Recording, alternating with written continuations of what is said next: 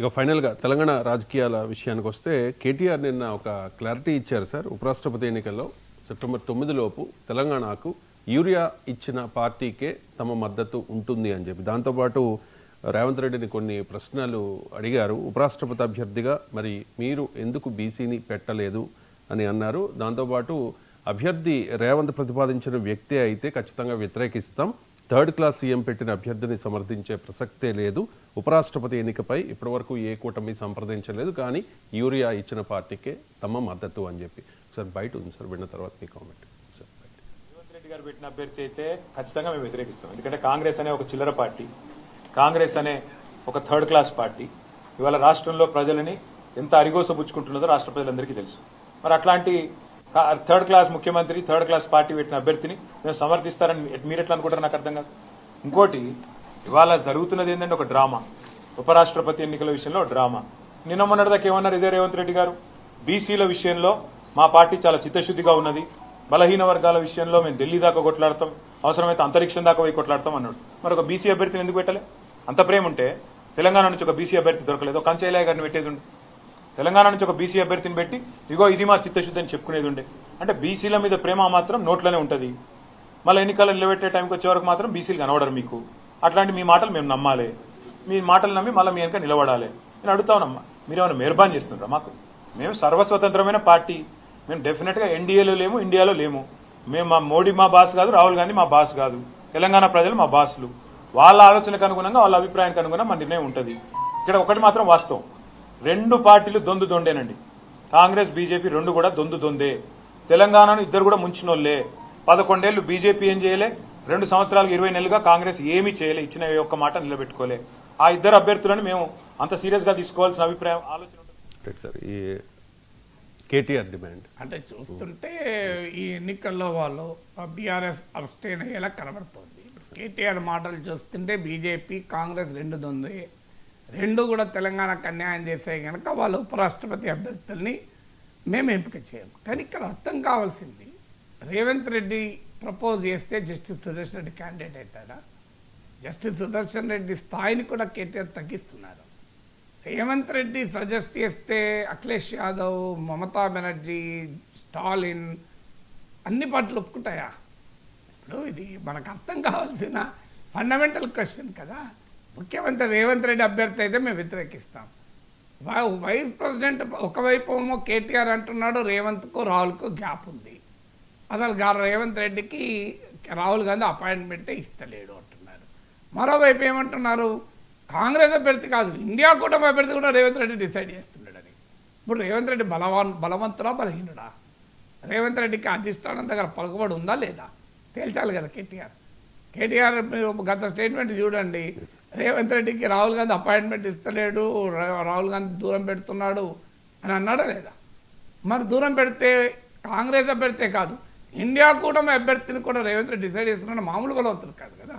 అంటే రాహుల్ గాంధీ దగ్గరే కాదు, రేవంత్ రెడ్డి పలుకుబడి అఖిలేష్ యాదవ్, మమతా బెనర్జీ, మీకు సిపిఎం, శరద్ పవార్, ఉద్ధవ్ ఠాక్రే, స్టాలిన్ అందరినీ ఇన్ఫ్లుయెన్స్ చేయగలుగుతాం రేవంత్ రెడ్డి. మామూలు శక్తివంతుడే. ఇక రాహుల్ గాంధీ అయితే రేవంత్ రెడ్డి ఎట్లా చెప్తట్లే కదా. ఇంకో పలానా సుజన్ పెట్టుబడి రాహుల్ రెడ్డి గాంధీ పెట్టేస్తున్నాడు. మరి ఇప్పుడు రాహుల్ గాంధీ ఇక రేవంత్ రెడ్డి ఉద్యోగం పోతుంది, ఆయన ఎప్పుడో రాహుల్ గాంధీ మారుస్తాడని ఎందుకు చెప్తున్నారు? అందువల్ల ఈ రెండు కాంట్రడిక్టరీ. ఇంకొకటి, బీసీ అభ్యర్థి 42% రిజర్వేషన్లు ఇచ్చాము, బీసీ పట్ల కట్టుబడి ఉన్నాము అని కాంగ్రెస్ చెప్పుకుంటుంది. దాన్ని క్వశ్చన్ చేసుకోవచ్చు, తప్పలేదు. కానీ ఉపరాష్ట్రపతి పదవికి బీసీ పెట్టలేదు కనుక మేము క్వశ్చన్ చేస్తా అంటే, బీఆర్ఎస్ కూడా బీసీలకు కమిటీ అయి ఉంది కదా. మరి బీఆర్ఎస్ వర్కింగ్ ప్రెసిడెంట్ పదవి బీసీకి దక్కిస్తారా? నాకు చెప్పండి. కేటీఆర్ బీఆర్ఎస్ అధ్యక్ష పదవి కేసీఆర్ బీసీలకు ఇస్తారా? నాకు చెప్పండి. మరి మీరు బీఆర్ఎస్ వర్కింగ్ ప్రెసిడెంట్ పదవి కానీ, బీఆర్ఎస్ అధ్యక్ష పదవి కానీ బీసీలకు ఇవ్వలేదు కనుక బీసీల పట్ల బీఆర్ఎస్కు కమిట్మెంట్ లేదని కంక్లూజన్ రాగలమా? దానికి ఒప్పుకుంటారా? ఉపరాష్ట్రపతి పదవికి బీసీని పెట్టలేదు కనుక కాంగ్రెస్ పార్టీకి బీసీల పట్ల కమిట్మెంట్ లేదు అనే కంక్లూజన్కి వస్తే, బీఆర్ఎస్ అధ్యక్ష పదవి బీసీని పెట్టలేదు కనుక బీఆర్ఎస్ కూడా బీసీల పట్ల కమిట్మెంట్ లేదని కంక్లూజన్ రావాలా? దానికి ఆన్సర్ ఉండాలి కదా. పోనీ బీఆర్ఎస్ ఏమన్నా బీసీని ముఖ్యమంత్రి చేస్తామని చెప్పగలుగుతుందా? బీజేపీ చెప్పగలుగుతుంది, అవసరమైతే కాంగ్రెస్ చెప్పగలుగుతుంది, బీఆర్ఎస్ చెప్పగలుగుతుందా? అంటే ముఖ్యమంత్రి పదవి మీరు బీసీకి ఇస్తామని చెప్పడం లేదు కనుక మీకు బీసీల పట్ల కమిట్మెంట్ లేదు అని బీఆర్ఎస్ అనొచ్చా?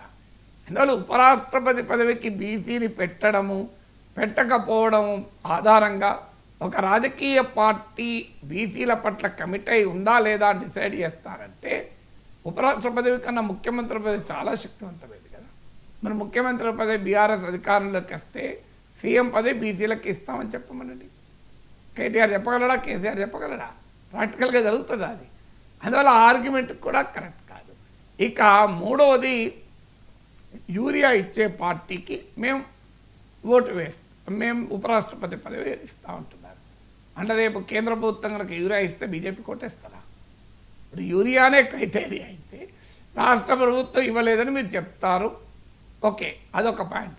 కేంద్ర ప్రభుత్వం సరిగా సప్లై చేయలేదని కాంగ్రెస్ పార్టీ అంటుంది. పోనీ రేపు జేపీ నడ్డా ప్రకటిస్తాడు బీఆర్ఎస్ ఎంపీల మద్దతు కొరకు మీరు ఎంత కావాలంటే అంత యూరియా తీసుకెళ్ళండి అని. మరి బీఆర్ఎస్ బీజేపీ మద్దతు ఇవ్వడానికి సిద్ధంగా ఉందా? యూరియా ఇచ్చే వారికి ఉపరాష్ట్రపతి పదవి అంటే యూరియా బీజేపీ ఇస్తుంది, ఆర్ యూ రెడీ? ఇది ఒక పొలిటికల్ డిసిషన్ తప్ప ఉపరాష్ట్రపతి పదవికి ఎవరికి మద్దతు ఇవ్వాలి? బీఆర్ఎస్ కేటీఆర్ అన్నట్లు సర్వస్వతంత్ర పార్టీ. కాంగ్రెస్ పార్టీ చెప్తానో మరో పార్టీనో చెప్తానో బీఆర్ఎస్ ఇవ్వాల్సిన అవసరం లేదు. మరి గతంలో యశ్వంత్ సిన్హాకు మద్దతు ఇచ్చినప్పుడు కాంగ్రెస్ పార్టీ లేదా వెనకాల? ఇప్పుడు ఒక్క సుదర్శన్ రెడ్డి విషయంలో వెనకాల ఉందా? నాకు చెప్పండి. అప్పుడు మీరు మద్దతు ఇచ్చారు కదా, మరి అప్పుడు అభ్యంతరమే లేదా? అందువల్ల ఇండియా కూటమి అభ్యర్థికి అప్పుడు మీరు గతంలో మద్దతు ఇచ్చారు కదా, మరి ఇప్పుడు ఎందుకు మద్దతు ఇవ్వడం లేదన్న దానికి ఆన్సర్ ఉంటుంది కదా. సో ఎస్, మేము ఎన్డీఏలో లేము, ఇండియాలో లేము. ఇది ఉపరాష్ట్రపతి పదవి లాంగ్వేజ్ ఇష్యూ కాదు, తెలుగువాడు తెలంగాణ వారు అన్నది కాదు. ఇది political fight. We are politically equidistant అనండి, అభ్యంతరం లేదు. Yes, BRS has a right to be equidistant. ఎందుకంటే అది ఎన్డీఏలో లేదు, ఇండియా కూటమిలో లేదు. ఎంత చెప్పినా వైస్ ప్రెసిడెంట్ పోస్ట్ ఇది ఆల్సో ఏ పొలిటికల్ కాంటెస్ట్ కనుక మీరు దూరం ఉన్నారు అంటే కొంత లాజిక్ ఉంటుంది. You have right. ఇప్పుడు టీడీపీ అనడం లేదా మేము ఎన్డీఏలో ఉన్నాం, మేము ఎన్డీఏ అభ్యర్థి మద్దతు ఇస్తాం, ఇది లాంగ్వేజ్ ఇష్యూ కాదు అని. డిఎంకే అనడం లేదా మేము ఇండియా కూటమిలో ఉన్నాం, తమిళ అయినా కూడా మేము ఇండియా కూటమి అభ్యర్థికి మద్దతు ఇస్తాం తప్ప ఎన్డీఏకి ఇవ్వం, it is not a question of language, ఇది పొలిటికల్ కంటెస్ట్ ఉంటున్నారు. బీఆర్ఎస్ కూడా అనొచ్చు, రెండు కూటమిలో లేం కనుక మేము ఇండిపెండెంట్గా ఈ ఎన్నికల్లో పాల్గొనము అనొచ్చు. కానీ చెప్తున్న కారణము చాలా విచిత్రంగా ఉంది. సీఎం ప్రతిపాదించింది కనుక మేము సపోర్ట్ చేయము, కాంగ్రెస్ ప్రతిపాదించింది కనుక మేము సపోర్ట్ చేయము. కాంగ్రెస్ పార్టీ నాయకుడు ఆయన ఏమన్నా సుదర్శన్ రెడ్డి మాకు బాగా తెలంగాణ ప్రజలు అంటున్నారు. మరి తెలంగాణ బిడ్డే కదా పోటీ చేసేది, తెలంగాణ ప్రజలే మీకు బాస్ అయితే మీరు ఏ పార్టీ సపోర్ట్ చేసిన తర్వాత తెలంగాణ బిడ్డ కదా, తెలంగాణ గర్వించదగ్గ బిడ్డ కదా. మరి సుదర్శన్ రెడ్డి అభ్యర్థిత్వాన్ని సమర్థించాడు, పార్టీలకు సంబంధం లేదు. ఆయన కాంగ్రెస్ పార్టీ అభ్యర్థి కాదు కదా, ఆయన కాంగ్రెస్ పార్టీ అభ్యర్థి కాదు, కాంగ్రెస్ పార్టీ సభ్యుడు కాదు. అందువల్ల నిజంగానే తెలంగాణ ప్రజలే బాస్ అయితే ఖచ్చితంగా సుదర్శన్ మద్దతు ఇవ్వాలి, ఎందుకంటే తెలంగాణ బిడ్డ కదా. అందువల్ల టీఆర్ఎస్ ఒక independent party, it has its every right to take a political stand. కానీ దానికి మద్దతుగా చెప్తున్న కారణాలు చాలా విచిత్రంగా ఉన్నాయి. యూరియా సప్లై ఇస్తే ఇచ్చే పార్టీకి ఓటేస్తాం, రేవంత్ రెడ్డి ప్రపోజ్ చేసిన క్యాండిడేట్కి ఇయ్యము, కాంగ్రెస్ పార్టీ మద్దతు ఉంటే ఇయ్యము, కాంగ్రెస్ పార్టీ మద్దతు ఉన్న యశ్వంత్ సిన్హా కేసీఆర్ మర్చిపోయారా? సో దానికి ఆన్సర్ ఉండాలి కదా. అందువల్ల ఈ లాజిక్ పనిచేయదు. Yes, they have every right to take a stand, తప్పేముంది. ఒక పొలిటికల్ పార్టీ ఏ స్టాండ్ అయినా తీసుకోవచ్చు. కానీ డిఫెండ్ చేసుకోవడానికి తెలంగాణ ప్రజలే మా బాస్ అంటే మాత్రం ఖచ్చితంగా తెలంగాణ బిడ్డకి ఓటేయాలి, అనుమానమే లేదు కదా. Thank you so much sir, చాలా అంశాలు